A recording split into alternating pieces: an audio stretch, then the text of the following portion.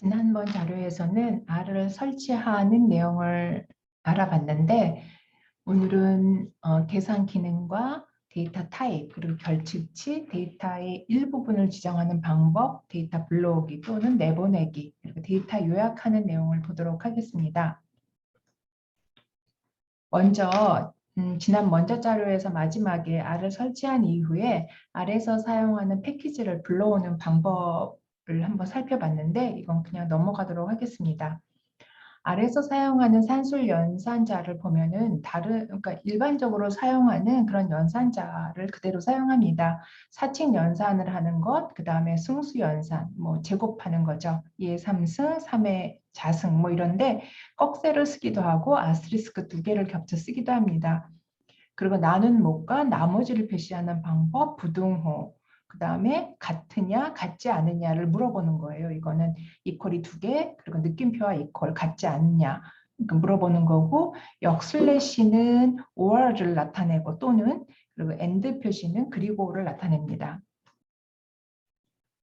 계산 기능, R이 갖고 있는 계산 기능 앞에 있는 연산자를 이용해서 보면은 뭐 6 더하기 7에다가 5를 더하고 뭐 파이의 자승을 곱해라. 우리가 보통 연산할 때 사칙 연산에서 순서가 있죠. 곱하기와 나누기를 먼저 하고 더하기 빼기를 나중에 한다. 뭐 이런 걸 그대로 생각하면 될 것 같아요.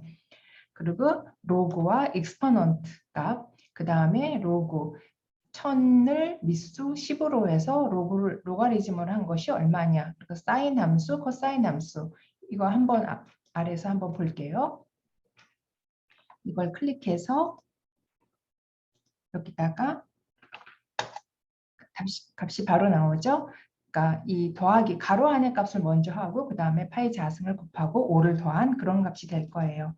그 다음에 사인 함수가 들어간 걸 이걸 한번 보죠. 파이라는 거는 3.14라고 굳이 쓰지 않아도 이건 리저브드 워드예요. 리저브드 워드라는 건 약속이 되어 있는 거란 얘기예요.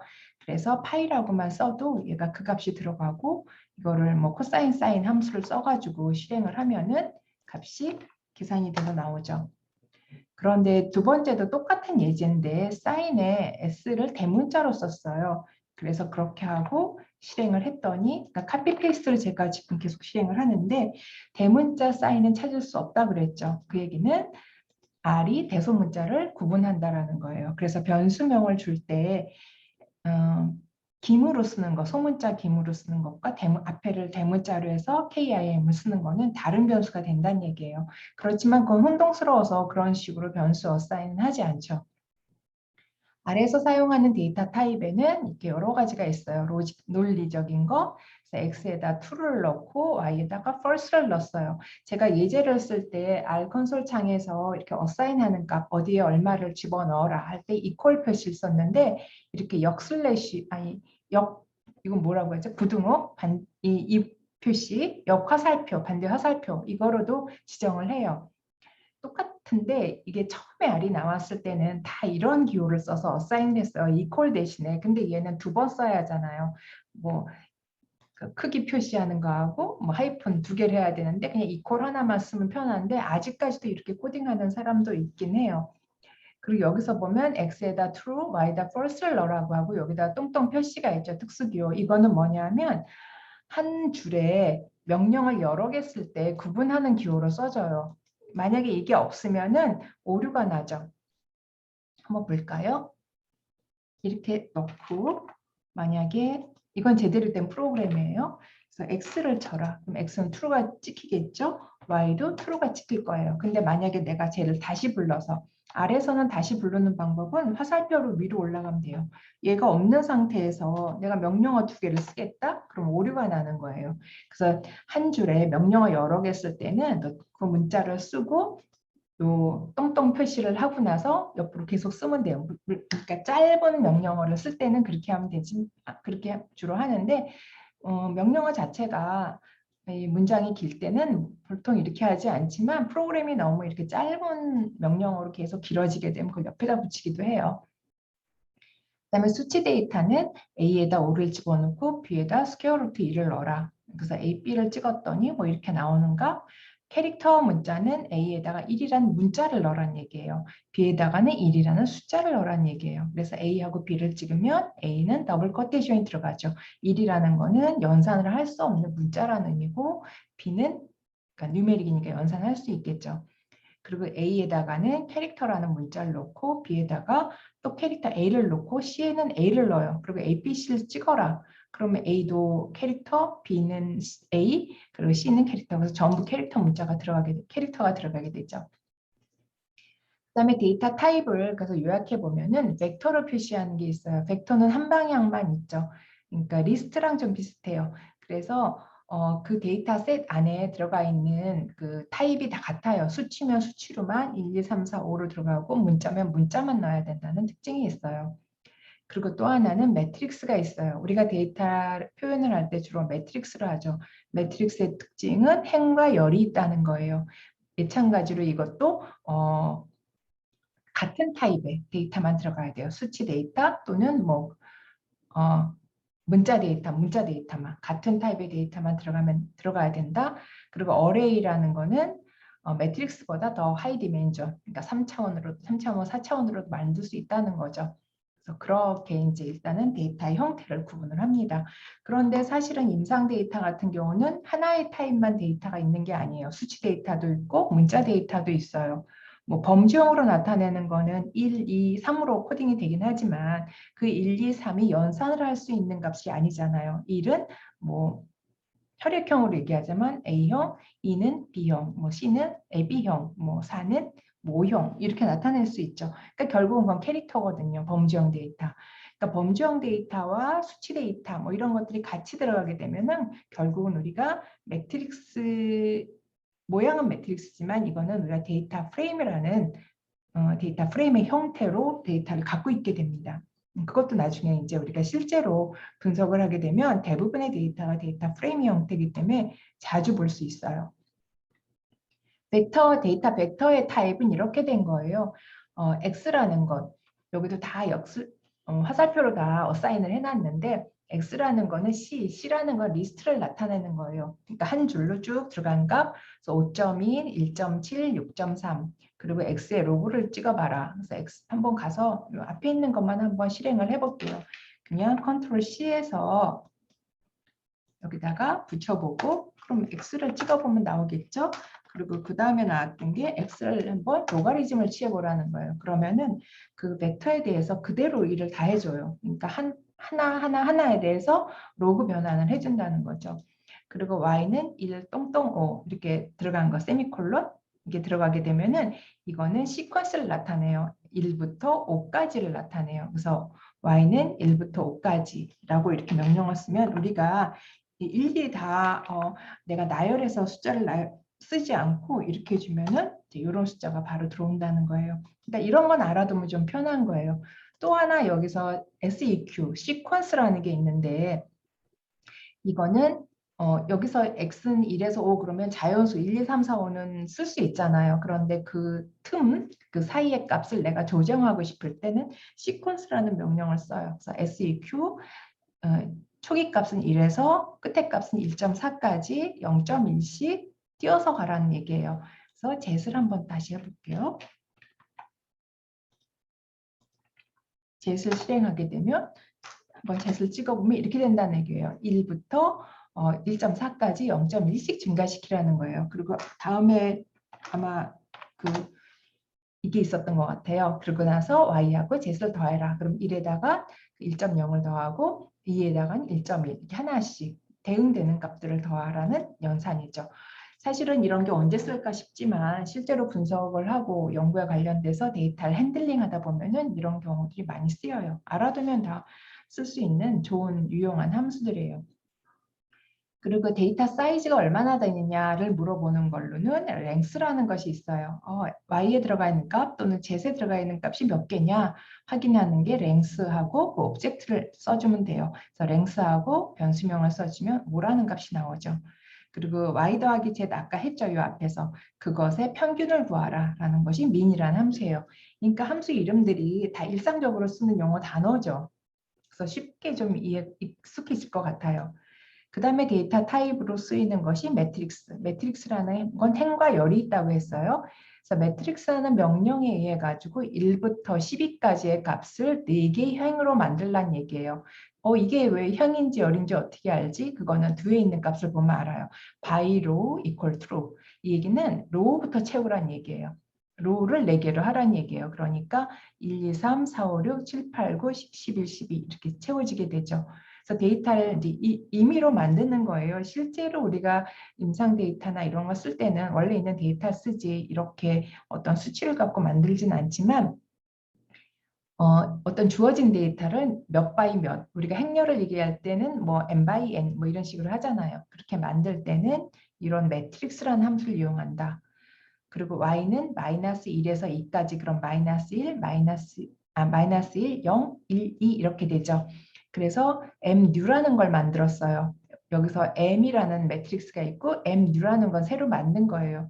그래서 거기다가 m 플러스 y를 했어요. 그래서 그걸 트랜스포즈 시킨 값이에요. 한번 볼까요? 뭔가 좀 복잡한 것 같죠?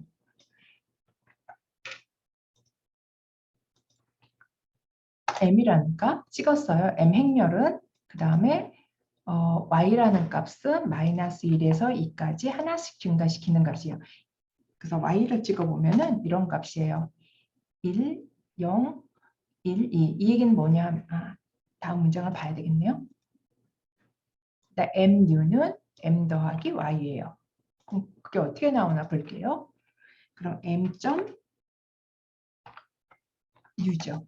이건 어떻게 된 거냐면은 y라는 값은 마이너스 1, 0, 1, 2예요. 그런데 그 매트릭스 m에다가 y를 더하라고 했어요. 그러면 얘는 행과 열이 있는 값이고 이건 그냥 하나의 값만 있어요. 이 얘기는 어떻게 연산을 하냐 하면 첫 번째 행에서는 전부 마이너스 1을 더하고 두 번째 행에는 0을 더하고 세 번째 행에는 2를 더하고 그 다음에 네 번째 행에는 2를 더하라는 거예요. 그러니까 그렇게 됐죠. 여기는 전부 마이너스 1을 더하니까 2를 빼준 값이 됐고 0, 1, 2.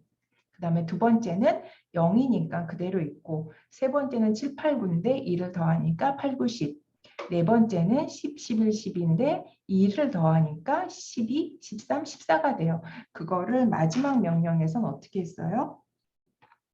트랜스포즈 시켰어요. 트랜스포즈는 뭐예요? 행과 열을 바꾸란 얘기거든요. 그러니까 그런 매트릭스에서는 매트릭스 연산에는 뭐 기본적으로 하는 게 트랜스포즈가 있으니까 그걸 한번 해본 거예요. 그리고 앞에서 벡터에서는 길이가 몇 개냐를 보는 명령어로 length라는 걸 했어요. 근데 매트릭스에서는 행과 열이 있잖아요. 그러니까 length를 볼 수가 없어요. 볼 수 있는 방법은 dimension을 보는 거예요. 차원을. 그래서 dim이 dimension을 보는 함수예요. 그래서 dimension 볼까요? 우리가 처음에 만들었던 m이라는 매트릭스를 보게 되면 행이 4, 열이 3인 4바이 3 행렬이 됐다. 그 다음에 만든 게 뭐냐면 mnew였거든요. 얘는 트랜스포즈 시켰으니까 이게 바뀌겠죠. 아니구나. 트랜스포즈 시킨 게 이게 아니었죠. 여기다 트랜스포즈 시켜야죠. 아까한테는 연산만 한 거였지. 3바이 4가 되는 거죠. 그렇게 해서 데이터 사이즈를 체크하는 걸로는 랭스가 있고 랭스라는 건 사실은 뭐 그냥 리스트 데이터니까 길이만 구하는 거고 우리가 임상 데이터를 갖고 이제 나중에 핸들링하고 분석을 하고자 할 때 내가 불러들인 데이터가 제대로 왔는지 볼 때 많이 사용하는 거는 디멘전이라는 함수가 될 거예요. 그 다음에 데이터에서 결측치를 확인하는 방법인데 일반적으로 만들어진 데이터, 실험한 데이터는 결측치가 없이 잘 예쁘게 만들어진 경우가 많이 있어요. 그렇지만 그렇지 않은 경우, 뭐 임상 데이터도 측정이 안 된 데이터 또는 측정하는데 오류가 있거나 오타가 있어서 그 값을 쓸 수 없을 때 그냥 값을 지워버리거나 그러는 경우가 종종 있어요. 그럴 때 우리는 이제 어떻게 핸들링 하는지 그 값은 어떻게 처리가 되는지를 잠깐 보면 x라는 값은 1, 2, 3, na예요. 4개의 값이 있는데 하나는 na야. na라는 것은 not available 의미해요. 사용할 수 없는 데이터. 그래서 x 더하기 3을 했어요. x 더하기 3을 하는 건 이 리스트에 있는 값에 모두 3을 더하라는 거야. 대응되는 값에. 그러니까 4, 5, 6이 되는데 여기 na라는 거는 숫자가 아니야. 값이 아니기 때문에 3을 더하라고 해도 여전히 na예요. 그러니까 na라는 거는 연산을 할 수 없다라는 거예요. 그리고 another number라는 게 있어요. 그건 n으로 쓰게 되는데 로그 하는데 0, 마이너스 1, 0, 1이라는 리스트에다가 로그를 취하라는 거예요. 그럼 각각에 대해서 로그를 취하는데 로그 0은 마이너스 인피니티, 그 다음에 로그 1은 0이죠. 로그 2는 0.6라는 값이에요. 그래서 이거는 마이너스 인피니티라는 값도 나오게 되고 또 다른 것 0 나누기 0은 이거는 숫자가 아니다라는 의미로 nan이라는 값을 우리한테 줘요. 리턴 시켜줘요. 그 다음에 이제 많이 쓰이는 걸로는 데이터 일부를 지정하는 것. 그러니까 데이터가 매트릭스로 됐던 벡터로 됐던 우리가 데이터 일부를 골라서 쓸 수가 있죠. 이런 거는 나중에 데이터 핸들링 할 때 많이 쓰이는 기법인데 이것도 만약에 임상 데이터에서 내가 50세 이상의 데이터만 쓰겠다. 또는 여기서는 이제 그렇게 구체적으로 하지 않았는데 아니면 남자 데이터만 쓰겠다. 여자만 쓰겠다. 아니면 캔서에서는 스테이지 1, 2만 쓰겠다. 스테이지 3, 4만 따로 쓰겠다. 왜냐하면 프레딕션 모델을 만들 때 얼리 스테이지, 어드밴스 스테이지 환자를 따로 해야만 프레딕션 에큐리시가 좋아지는 경우가 있어서 그렇게 나눠 하는 경우도 종종 있어요. 그러면 여기에서는 그것을 하기 위해서 간단한 예제를 보면 x라는 값은 리스트예요. C 리스트인데 이제 벡터죠. 사실은 캐릭터만 있는 벡터. A, B, C, D, E, F, G, H까지 있는 벡터예요. 그러면 개수가 몇 개냐면 뭐 랭스 X 하면 나오겠죠. 근데 그 중에서 X가 만약에 이제 8개, 9개예요. 그러면 나는 첫 번째만 불러오고 싶다. 그럼 A만 불러오고 싶다는 건데 그럴 때는 대괄호로 해서 이거 대괄호로는 이제 첨자를 쓴 부분이에요. 첨자 서브스크립트. 그래서 X에서 1만 갖고 오자. 한번 보면 이걸 갖다가 아래에서 실행하고 먼저 X를 쳐봐요. 그럼 X는 이렇게 보는데 내가 여기에서 첫 번째만 갖고 오겠다. 또는 다음 예제에 있는 두 번째에서 다섯 번째까지 갖고 오겠다. 그러면 이런 식으로 일부만 갖고 올 수 있다는 거예요. 그 위치 정보를 줘서 그걸 이제 첨자라고 하죠. 그 다음에 x에서 마이너스 3, 5 이건 뭐예요? 이걸 빼란 얘기가 되는 거예요. 다시 가보면 3, 5를 빼게 되면은 3에 해당되는 게 뭐예요? D, C, D인데 CD만 여기서 빠진 거죠. 그렇게 첨자를 사용할 수가 있어요. 이것도 마찬가지. 다. 그런데 이제 매트릭스를 하게 되면 M이라는 걸 다시 한번 볼게요. M은 이런 행렬이었어요. 그럼 M에서는 행과 열을 나타내 주는 게 있어야 되겠죠? 그럼 결국은 1, 3 이렇게 해주면은 첫 번째 행에서 세 번째 해당하는 거라는 거예요. 첫 번째 행에서 세 번째 열에 있는 3을 찍어주게 되죠. 그리고 또 한번 하나는 그럼 열을 지정해 주지 말아봐요. 그럼 첫 번째 행을 찍으란 얘기예요. 그럼 첫 번째 행만 1, 2, 3을 찍죠. 그 반대로 행은 다 찍는데 열만 두 번째를 하자. 그럼 열만 찍어주게 되죠. 이렇게. 그래서 행과 열에서 이제 사용하는 첨자. 여기는 지금 열만 골라주고 행만 골라줬는데 행열을 조합하게 되면은 하나의 원소를 주게 되죠. 그래서 행과 열에서 데이터를 찾는 방법, 매트릭스에서 그 외 데이터 타입에는 뭐 펑션은 데이터 타입이라기보다는 팩터죠. 아니 팩터가 아니라 함수죠. 어떤 기능을 하는 아까처럼 뭐 이런 것처럼 시퀀스도 함수죠. 그 다음에 데이터 타입으로는 팩터가 있고 뭐 남자냐 여자냐 하는 거 리스트는 팩터랑 좀 비슷한 형태라고 보면 되고 아까 매트릭스를 얘기하면서 데이터 프레임을 얘기했는데 데이터 프레임은 여러 타입의 데이터가 있는 거를 전부 다 포함한 것이다 라고 얘기했어요. 그래서 데이터 불러오기와 내보내기를 한번 보면 데이터 불러오는 걸 우리는 importing 데이터라고 얘기를 했는데 예제 데이터 수정해서 한번 테스트 해보려고 그랬는데 그건 나중에 우리가 실제로 실행하면서 한번 해볼 거예요. importing 데이터는 데이터를 불러오는 거고 exporting 데이터는 우리가 프로그램상에서 진행하다가 데이터로 저장하는 거예요. 그래서 importing 할 때는 항상 함수 앞에 read가 붙어요. read. 그리고 exporting 할 때는 명령어 앞에 write가 붙어요. 그런데 여기서 뒤에 붙는 게 다 바뀌어요. 지금은 read 테이블이죠. 그래서 테이블을 부르라는 얘기는 txt 함수를 부르라는 거예요. 그러니까 텍스트 파일인데 탭으로 변수마다 구분이 탭으로 된 거예요. 그러니까 separate 탭으로 되어 있어요. 그리고 write 테이블 할 때 write도 마찬가지로 txt로 저장하고 싶으면 write 테이블을 해요. 그래서 지금 여기서 데이터 타입이 그러니까 폼을 이렇게 적어놨는데 read 테이블과 write 테이블을 하는 걸 적어놨는데 초기에는 대부분이 다 이렇게 텍스트 파일로 했었어요. 저도 프로그램 R로 사용할 때. 그런데 최근에는 보통 우리가 데이터를 어디다 저장 많이 해요? 엑셀에 저장 많이 하죠. 그래서 XLS 파일을 불러오든가 XLS 파일을 불러오게 되면은 뒷페이지에 아마 없네요. XLS 파일을 불러오게 되면은 엑셀 파일의 특징은 시트가 여러 개다는 거예요. 그래서 시트를 지정해 줘야 돼. 그런데 어차피 분석을 할 때는 여러 시트를 한꺼번에 해서 분석하는 게 아니거든요. 시트를 지정해 줘야 돼요. 그거는 아마 엑셀로 여러 시트가 저장이 되어 있는 파일을 데이터 파일을 SPS에서 불러올 때 경험한 사람이 있을 거예요. SPS에서 불러올 때 보면은 어떤 시트를 지정하게 되어 있죠. 그거랑 똑같아요, R도. 그렇기 때문에 그 분석할 데이터 시트를 CSV를 저장해가지고 갖고 오는 게 가장 편해요. 저의 경험으로는. 그래서 그렇게 하게 되면은 데이터를 부를 때 사용하는 것이 read 테이블이 아니라 확장자를 그대로 써서 read CSV 또 write 할 때도 마찬가지로 write CSV를 사용해요. 그래서 그것들을 아마 보게 될 거예요. 그래서 데이터를 요약하는 방법, 이제 그 지금 얘기한 것처럼 데이터를 임포트하고 익스포트하는 거 이전에 데이터를 요약하는 거를 먼저 보면 데이터는 매트릭스 형태예요. 그래서 매트릭스 형태로 된 데이터가 심플 데이터라고 앞에서 불러왔는데 그 중에서 앞에 이 첨자를 쓸 때 앞에 거만 썼죠. 행만. 그러니까 첫 번째 환자부터 10번째 환자까지의 데이터를 불러봐라. 이 얘기예요. 여기 열은 지정하지 않았죠. 그러니까 모든 변수를 다 쓸 건데 첫 번째에서 10번째까지만 쓰자. 불러오란 얘기고 이거는 평균을 사용했어요. 평균이란 함수. 평균을 사용하는데 그 데이터 셋에서 세 번째 변수에 대한 평균을 구해라. 또는 여기도 평균인데 세 번째 변수를 로그 변환을 시켜서 평균을 구해라. 그러니까 로그도 함수, 민도 함수예요. 그 다음 예제는 그 심플 데이터라는 거는 이제 데이터 셋을 어사인한 거니까 그냥 아무 의미 없이 그냥 여기서 설명할게요.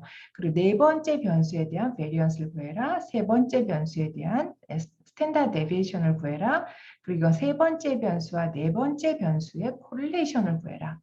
그 다음에 세 번째 변수에서 네 번째 변수까지 컬럼 민을 구해라. 컬럼 민. 이건 컬럼을 나타내잖아요. 여기 또 하나가 빠졌네요. 컬럼이니까 행은 그냥 써줘야 되죠. 세 번째 변수에서 14번째 변수까지 컬럼 민 각각을 다 구하라는 의미가 돼요. 그래서 이런 것들은 이제 실제 그 데이터를 가지고 하면서 한 번씩 해보면 더 금방 익숙해질 거예요. 그리고 아래서 이제 사용하는 그림 중에 가장 간단한 게 스캐터 플롯이 있고 그다음에 히스토그램, 그다음에 박스 플롯이라는 것이 있어요. 그래서 이거를 지금 예제를 한번 볼까요? 스캐터 플롯. 플롯이라는 게 뭘 나타내는지 아까 얘기했지만 아래는 헬프 기능이 우수하다 그랬어요. 근데 내가 플롯을 여러분들한테 보여주고 싶은데 지금 데이터가 적절한 게 없어. 예를 들자면 그랬을 때 그냥 플롯을 실행시켜요. 그럼 이렇게 화면이 떠버려요. 지금 바로 여기로 넘어갔죠. 그 인터넷상으로 웹상으로. 그래서 플롯에 대한 예제가 쭉 나와요. 그래서 나는 그냥 여기서 갔다가 여러분한테 플롯을 보여주려고 해요. 이걸 그대로 드래그 할게요. 프로그램 있는 거를. 그래서 아래 가서 그냥 찍어줘요. 이런 식으로 나오죠. 이게 바로 스캐터 플롯이에요. 행과 열이 있어요. 그러니까 스피드와 디스턴스. 이 데이터는 뭐냐 하면은 카즈라는 데이터예요. 카즈라는 데이터에서 스피드와 카즈라는 데이터에서 디스턴스 그거를 갖고선 x축을 스피드, y축을 디스턴스로 해서 그림을 비교하는 거예요. 여기는 뭐 옵션을 많이 썼지만 이런 거 다 필요 없어요. 지금 내가 이 사람이 한 걸 다 지우고 그냥 해볼게요. 다 지우고 이렇게 해서 그냥 이렇게만 해도 돼요. 그러면 이제 모양은 좀 기본적으로 같죠. 아무것도 없지만 보여줄 건 다 보여준단 말이에요. 그 다음에 카즈라는 데이터가 도대체 어떤 건데 한번 보고 싶으면 카즈를 쳐보면 돼요. 카즈가 너무 위까지 올라간 것 같은데 cars라는 데는 스피드와 디스턴스가 있는 데이터 셋이에요. 그런데 여기 보면 스트링 표시하죠. 여기서 이거 나온 김에 이것도 익혀주면 좋아요. cars라는 데이터셋도 이 리저브드 된 데이터셋이야. 그러니까 R을 설치하면은 그냥 늘 여기에 붙어 있는 데이터셋. 근데 거기에서 스피드라는 거를 스피드만 내가 갖고 오고 싶다. 그러면 데이터셋 이름에다가 달러 표시하고 스피드를 쓰면 돼요. 그러면 스피드라는 변수로 받고, 근데 이 스피드와 이 스피드는 다른 건 여기 대문자 써서 어떤 변수로 받았죠. 그 다음에 디스턴스라는 거는 카지에서 디스트라는 변수 있죠. 여기 이거를 갖다가 디스턴스를 받았어요. 그래가지고 스피드와 디스턴스를 갖고 그림을 그린 거죠. 그 히스토그램도 마찬가지 히스트라는 펑션이에요. 이것도 한번 해보죠. 히스트라고 하게 되면은 또 뜨게 되죠. 히스트라는 건 그래픽스라는 라이브러리 안에 있는데 이것도 리저브드예요. 그래픽스도. 그래서 보면은 뭘 해볼까요? 여기 데이터가 잘 뭔지 모르겠는데 이스트 아이슬란드라는 게 뭐가 있나 봐요. 무슨 데이터인지 모르겠는데 그냥 한번 실행시켜 볼게요. 이렇게 히스토그램이 생긴다는 거예요. 근데 그림이 꽉 차지 않고 4분의 1만 들어갔어요. 그거는 이런 옵션 때문에 그래요. 2x2로 요 그림이 뜨는 요 프레임을 2x2로 나눴어요. 그래서 4개를 그리려고 계획할 때, 그러니까 나중에 여러분들이 논문 쓸 때 그림 하나하나 그려서 프레임 안에다 넣는 것도 있지만 원하는 그림을 요 하나의 그래픽 프레임 안에다가 이렇게 구성해서 넣는 방법이 있어요. 이거는 간단하게 2x2지만 요거 비율을 막 다르게도 할 수 있어요. 옵션에 따라서 이제 그런 거는 이제 익숙해지면은 뭐 인터넷을 통해서 어떤 아래 그래픽 매뉴얼을 본다든가 하면서 해결을 하면 될 거예요. 그리고 박스플롯이 있죠. 박스플롯도 마찬가지로 또 그걸 사용해 보죠. 뭐 헬프를. 우리가 예제 데이터가 지금 없으니까. 또 박스플롯이 뜨죠. 이게 다 웹상에서 뜨는 거예요. 그래서 박스플롯 예제가 많이 있는데 가장 간단한 거는 이걸 갖다 써볼게요. 이게 데이터가 이것도 아래에서 설치하면서 바로 들어간 데이터 같은데 바로 여기 떴네요. 왜 그러냐면은 위에 명령어에서 2x2로 이 그래픽 프레임을 나눠 놓으라고 한 상태에서 얘를 그려서 그래요. 근데 얘를 그냥 지워버리고 다시 그리게 되면은 하나로 뜨죠. 그래서 박스플롯이라는 거는 스프레이 종류에 따라서 카운트. 근데 데이터가 뭐냐면 인섹트 스프레이예요. 곤충 뭐 잡는 약인가 봐요. 그래서 인섹트 스프레이를 한번 쳐보면 뭐 이런 데이터예요. 그죠? 카운트하고 스프레이, 그 스프레이 범주가 A, B, C, D, E, F가 있나 봐요. 그 각각에 대해서 카운트가 있는 거야. 그래서 그 스프레이 종류별로 카운트를 이렇게 박스 플러스로 프리퀀시를 본 거죠. 비교하는. 그래서 가장 많이 쓰이는 그림이 어떻게 보면 스캐터 플롯, 히스토그램, 그 다음에 박스 플롯을 써요. 히스토그램을 요즘 잘 많이 안 쓰지만 스캐터 플롯하고 박스 플롯은 많이 쓰고 지금 보여준 건 완전히 기본적인 툴이에요. 근데 이것도 옵션에 의해서 그 연구 목적에 따라서 표현을 하기 위해서 다양하게 표현하기 위해서 또 다양하게 옵션을 사용하면 될 거예요. 지금 내가 이미 헬프 기능을 많이 이용했는데 헬프 기능을 이용하기 위해선 헬프라는 명령을 쓰고 r롬이라는 거는 정규 분포를 따르는 랜덤 넘버를 발생하라는 얘기거든요. 이 명령어가. 근데 이제 그걸 어떻게 사용하고 어떤 결과물을 주는지 궁금하면은 이걸 사용해 보면 되는데 헬프라는 명령을 쓰는 대신 지금처럼 물음표를 쓰면 돼요. 그리고 헬프하고 지금 방금 전에 했죠. 박스 플롯 그려봤죠. 그리고 헬프 서치라고 했지만 이것도 마찬가지로 물음표만 하고 하면 아주 간단하게 해결이 돼요. 그리고 헬프 스타트, 그 다음에 R을 닫으려면 Q를 쓰면 돼요. 그래서 우리는 R을 닫고 R을 닫을 때 굳이 Q를 쓰지는 않아도 돼요. 이렇게 썼는데 그러면 이제 이 작업 공간을 저장하겠느냐 물어봐요. 작업 공간이라는 건 지금 내가 여러 가지 일을 했죠. 우리가 PPT에 있는 걸 여기다 실행하면서 그럼 그 내용을 전부 저장하면은 다음에 와서 그걸 열게 되면은 그 내용이 그대로 저장이 됐다 나와요. 근데 지금은 그럴 필요가 없으니까 내가 아니요 하고 지나가겠죠. 그럼 말이 닫혔어요. 그래서 오늘은 여기까지 하고 다음 시간에는 이제 분석 방법을 한번 공부해 보도록 하겠습니다.